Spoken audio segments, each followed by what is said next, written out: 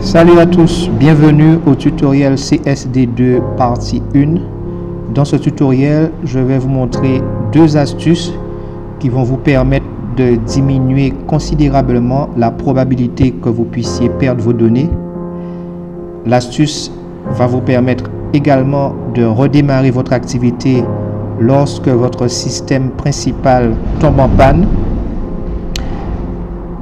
Ce tutoriel est destiné aux personnes qui ont un savoir-faire dans le domaine de la maintenance et de la réparation informatique. Si vous ne savez pas partitionner, si vous ne savez pas ajouter un disque dur supplémentaire dans votre ordinateur, je vous demande de vous faire accompagner par un technicien ou quelqu'un qui s'y connaît. Et sinon, pour les débutants, les non-informaticiens, je vous demande, vous pouvez simplement sauter ce chapitre et passer au tutoriel CSD2 partie 2. Donc, ne tardons plus, nous allons voir comment, dans le prochain chapitre, partitionner un disque dur. Let's go!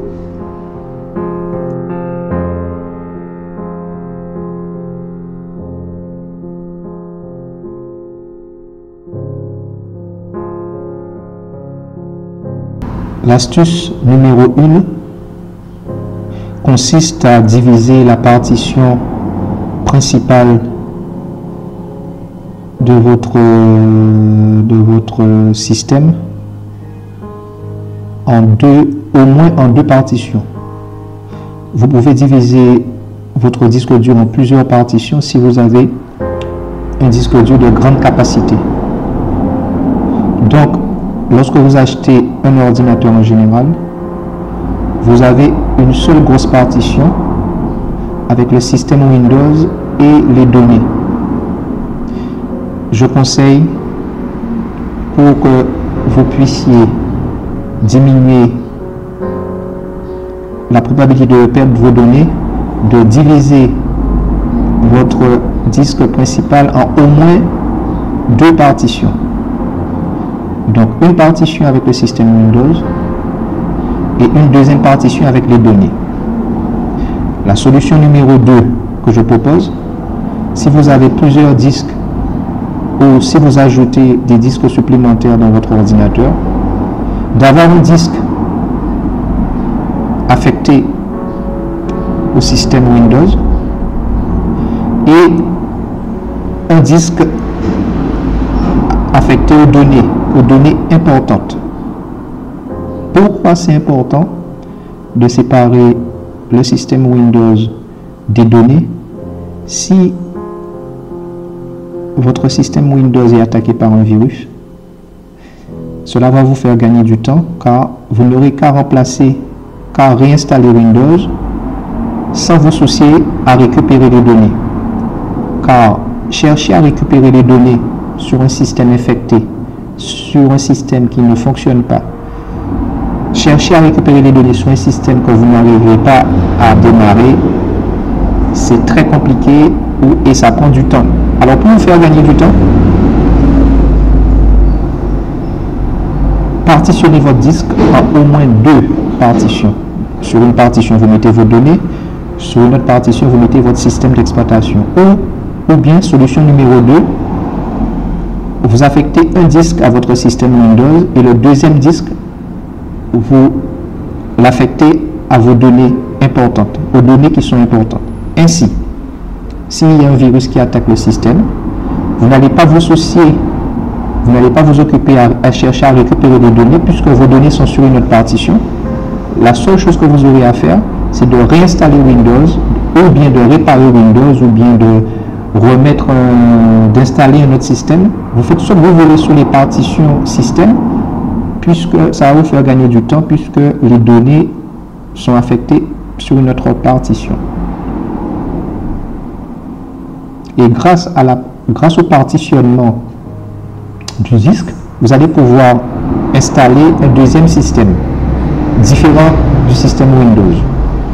Ce que nous allons voir pour l'astuce numéro 2.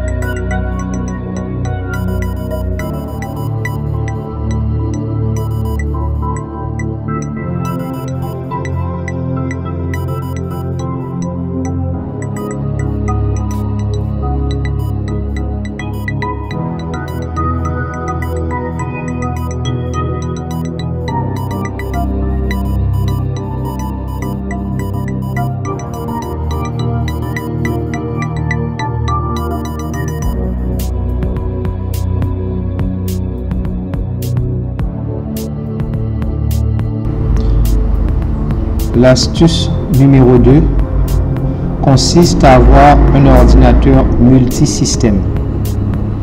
Grâce au partitionnement de votre disque dur, grâce au fait de disposer de plusieurs disques durs dans votre ordinateur, vous allez pouvoir installer plusieurs systèmes. Quel est l'intérêt d'avoir plusieurs systèmes sur un ordinateur? C'est simple.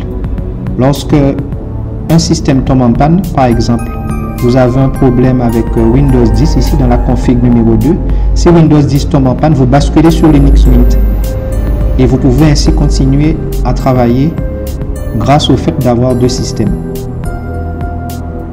Avoir deux systèmes, c'est comme avoir une roue de secours.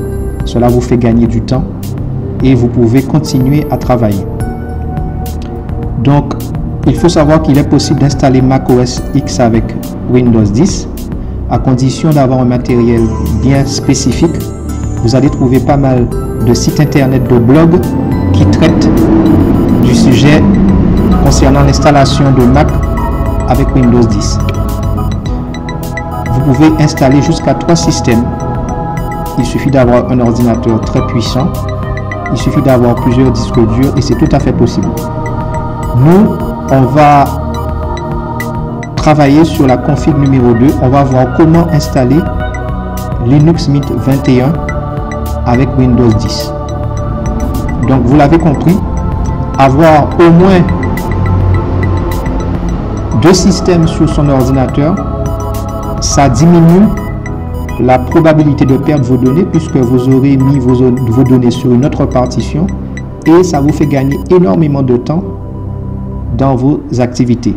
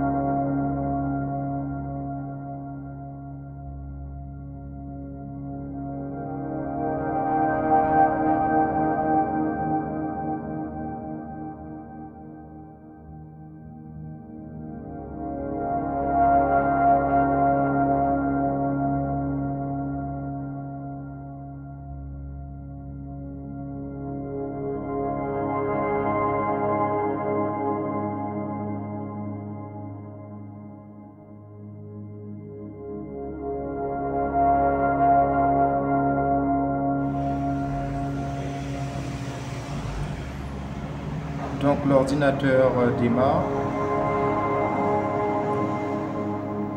C'est un ordinateur où il y a Linux Mint et Windows 10. Voilà. Donc vous voyez ici, j'ai Linux Mint 21 et voilà. Donc je peux choisir de démarrer soit sur Windows ici, Windows Boot Manager, soit sur Linux Mint. Voilà. Donc je vais démarrer sur Windows.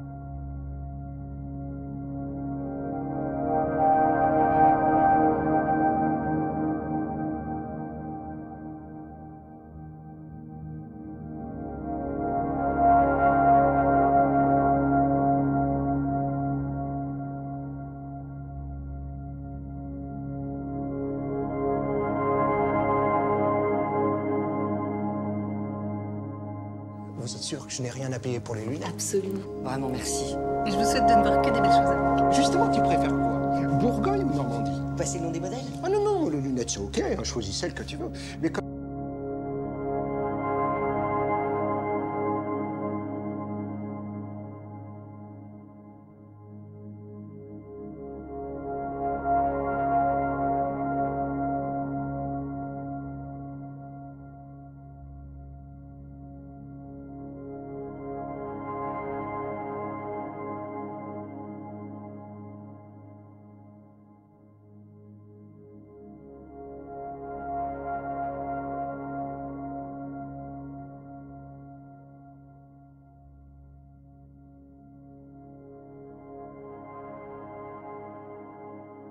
Donc pour terminer, dans ce tutoriel, on a vu comment partitionner un disque dur et comment installer Linux Mint avec Windows. Donc ça permet de séparer les données du système. En cas de problème, on peut réinstaller Windows rapidement ou on peut réparer Windows. Et si avec le double système, si un système tombe en panne, on peut travailler sur l'autre système. Dans le prochain tutoriel, tuto CSD2 partie 2, on va faire des sauvegardes locales. Sauvegarde locale, c'est sauvegarde sur le disque interne de l'ordinateur et sur un disque externe. La sauvegarde locale, ce sont des sauvegardes qu'on a à proximité. Donc, je vous dis à bientôt pour le tutoriel CSD2 partie 2. Et puis, n'hésitez pas à vous abonner pour les visiteurs. Et puis, je vous dis à bientôt.